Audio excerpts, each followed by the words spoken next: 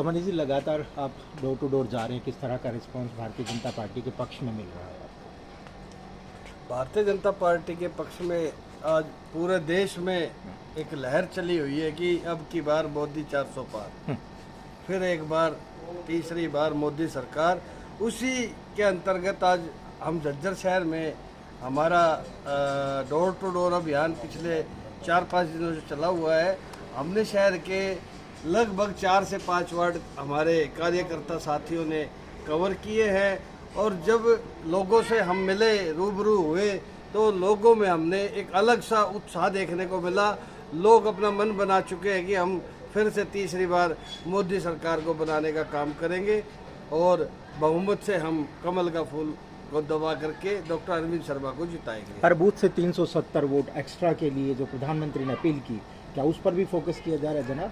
प्रधानमंत्री की अपील करने के बाद अब ऐसा देखने को मिल रहा है कि 370 ही नहीं, हम 370 को क्रॉस करके हर बूथ पे, जैसे हम देश में 400 सीटों को पार करने जा रहे हैं, वैसे ही हम हर बूथ पे 400 वोटों को पिछली बार से ज़्यादा लेकर के हम मान के चल रहे हैं कि हमारी 400 वोट ज़्यादा आएंगी। और प्रधानमंत्री जी का जो सपना है विकसित भारत का, उसको सब लोग अपनी आंखों से फलीभूत होते हुए देखना चाहते हैं।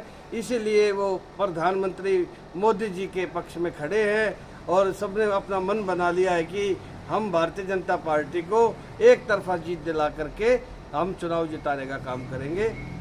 कांग्रेस पार्टी ये कह रही है कि संविधान को खतरा होगा। 400 अगर सीटें अगर भाजपा को मिलती है तो संविधान को खतरा होगा, उसे किस तरह से देखते हैं जनाब? जब कांग्रेस की सीट इंदिरा गांधी जी जब एक्सपायर हुई थी, उसके बाद जब राजीव गांधी ने चुनाव लड़ा था तो देश में उस समय माहौल बना था, उनकी 400 पार सीटें आई थी।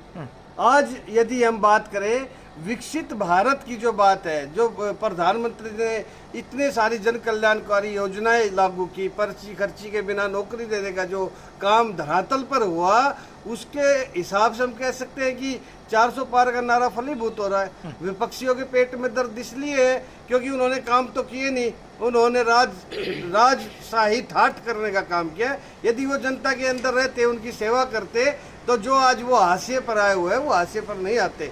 आज नरेंद्र मोदी जी ने और उनकी पूरी टीम ने हर प्रदेश में सभी ने बढ़ चढ़ करके हिस्सा लिया और जो जन कल्याणकारी योजनाएं थी उसको धरातल पर लागू किया और उस लागू होने के बाद सभी लोगों ने उसका फायदा उठाया। आज PMRY योजना के तहत जो आवास योजना, हमारे शहर में 700 से ऊपर घर बनने का जो काम हुआ वो अपने आप में एक अलग ही हुआ। उज्ज्वला गैस योजना के तहत सिलेंडर मिले, हर नल में जल आ गया है। सभी जगह जहाँ सीवर लाइनें नहीं थी वहाँ सीवर लाइनें बिछ चुकी है। जो टूटी सड़कें हैं, अब ठीक है, आज हमारे शहर में हम मानते हैं कि कुछ सड़कें ऐसी रह गई है जो टूटी हुई है। अब हाथ पे तो सरसों उगती नहीं। जब ये कांग्रेस की जब 10 साल सरकार रही, यदि वो काम कर देते तो आज ये दयनीय स्थिति नहीं होती। लेकिन हम समय रहते हम इन सारे विकास कार्य को पूरा कराएंगे और मैं जनता से अनुरोध करूंगा हाथ जोड़ करके, ये छोटी मोटी जो सड़क, गली नाली और पुलिया को ना देखे। देश में जो फैसले हुए, 370 हटी, 35 हटा, ट्रिपल तलाक है और 500 साढ़े 500 साल से जो राम मंदिर का मुद्दा था, जिसे आज हम फलीभूत होकर देख रहे हैं। आज 5 लाख से भी ज़्यादा भक्त जन आज अयोध्या में डेली दर्शन कर रहे हैं। ये अपने आप में एक बड़ा खुशी का पल है और जय श्री राम के नारे आज पूरे देश में लग रहे हैं। उसको फलीभूत यदि किसी ने किया, वो हमारे देश के लोकप्रिय प्रधानमंत्री नरेंद्र मोदी जी ने किया।